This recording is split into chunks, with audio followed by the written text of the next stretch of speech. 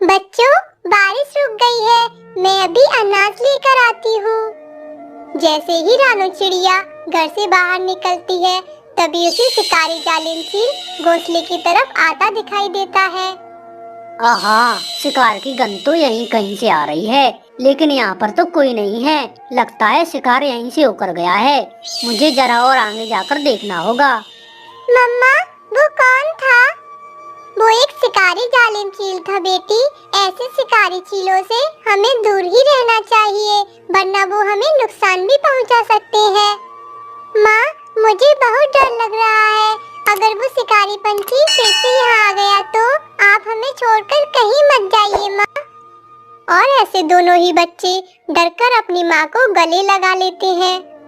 बच्चों, अब मुझे दाना लेने के लिए घर से बाहर तो जाना ही होगा। जल्दी ही हम हमारा घर किसी सुरक्षित जगह पर बना लेंगे।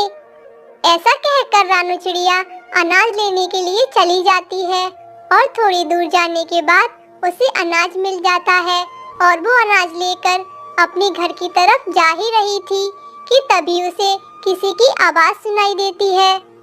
अरे चिड़िया रानी, अरे ओ चिड़िया रानी। आवाज सुनकर रानू चिड़िया उस पेड़ के पास चली जाती है। अरे चिड़िया रानी, मैं बहुत सूख गया हूँ। मुझे पानी की बहुत जरूरत है।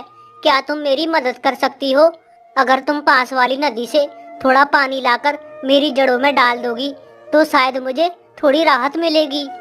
हाँ हाँ, क्यों नहीं पेड़ भाई, मैं अभी पानी लेकर आती हूँ, आप चिंता ना करें। ऐसा कहकर रानू चिड़िया पास वाली नदी से एक मटकी में पानी भरकर ले आती है और उस पेड़ की जड़ों में डाल देती है। तब उस पेड़ को राहत मिलती है। तुम्हारा बहुत बहुत शुक्रिया चिड़िया रानी। कोई बात नहीं पेड़ भाई, अब मैं चलती हूँ। रानू चिड़िया अपने घर जाकर अपने बच्चों को खाना खिला देती है और थोड़े दिनों के बाद रानू चिड़िया अपना घर एक सुरक्षित स्थान पर बना लेती है और वहाँ अपने बच्चों के साथ रहने लगती है। और तभी वहाँ कालू कौवा आ जाता है। अरे ये किसका घर है? पहले तो ये घर यहाँ पर नहीं था। वैसे घर तो बहुत ही मजबूत लग रहा है। अगर ये घर मुझे मिल जाए तो मुझे मेहनत करने की कोई जरूरत नहीं। अरे यहाँ पर कौन है? यहाँ पर किसने घर बनाया है? अरे कालू भाई, आप? क्या हुआ? अच्छा, तो तू है? क्या तुझे पता नहीं चिड़िया, ये पेड़ मेरा है। तू यहाँ पर घोंसला नहीं बना सकती। क्या कहा? ये पेड़ तुम्हारा है?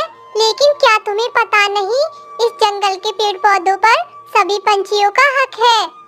चिड़िया, वो मुझे कुछ नहीं पता। चिड़िया, तू पहले मेरे घर से बाहर निकल। अरे तुम कौन होते हो मुझे मेरे घर से बाहर निकालने वाले? चलो जाओ यहाँ से। ये कहकर रानू चिड़िया घर के अंदर चली जाती है। अच्छा चिड़िया, अब देख, ये घर तो मैं लेकर ही रहूंगा।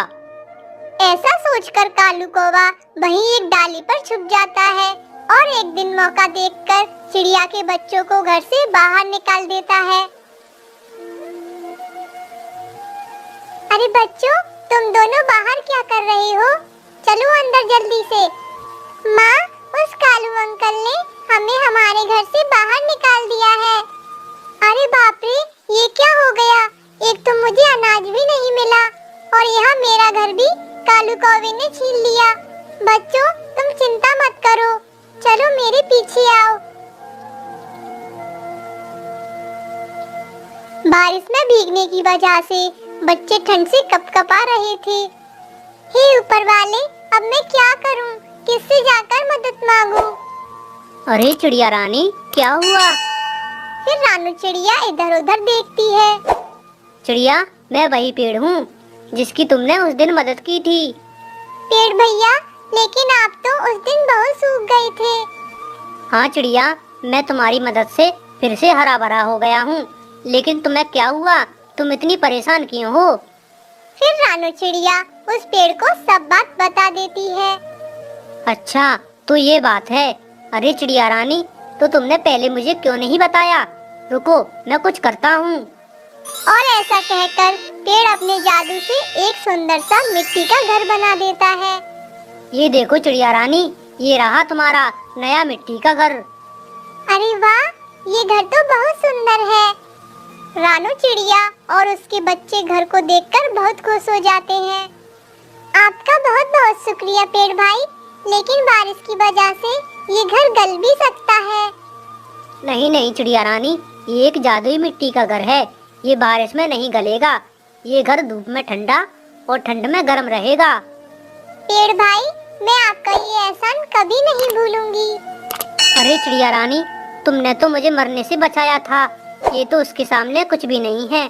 अब तुम जल्दी से अपने बच्चों को लेकर उस घर में चली जाओ, वरना तुम्हारे बच्चों को सर्दी लग जाएगी।